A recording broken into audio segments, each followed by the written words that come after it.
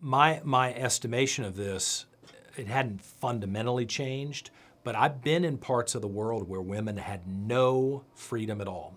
Whatever the husband said or whatever the father said, you better do it or you will be physically punished.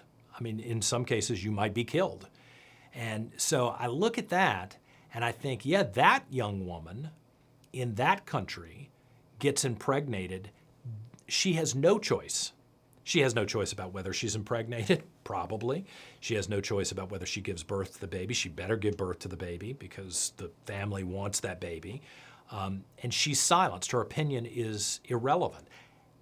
Why are we pretending in any way that women in America are not fully emancipated? I mean, it's 2021, and with very few exceptions, I mean, they're bound to be. I'm sure somebody could point out a story from last month about someone who was either raped or who had been psychologically abused by someone in their family and was subjugated and impregnated.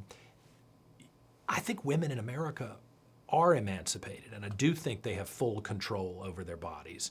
And I think responsible conservatives who are concerned about abortion have expressed for decades that at the moment that an American woman is not free to make her own choice about whether she has sex, whether she becomes impregnated, when she loses that right, when she loses that choice, then we're with you. We've got to restore your freedom at that point. But please don't act like you don't have that freedom on the front end to discern. Now, listen, I understand in the heat of the moment things happen and you regret it, and then the next thing you know, but I don't think we can make public policy that indulges bad decisions and bad behavior. I think we need, especially when it comes down to exterminating someone else's life. Sure, maybe we'll wipe your credit card debt. Okay, you were 25, you spent 40 grand, you can't pay it off.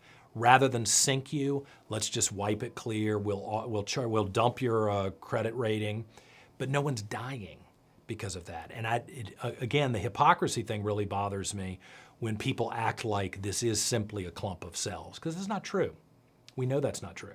Scientifically, we know that's not true. So if you start out your conversation with me about this where you don't acknowledge that we're really talking about human life, then it's hard for me to engage, because I think that's intellectually dishonest. I sure understand the other perspectives and the trauma of it, but that doesn't give you a pass.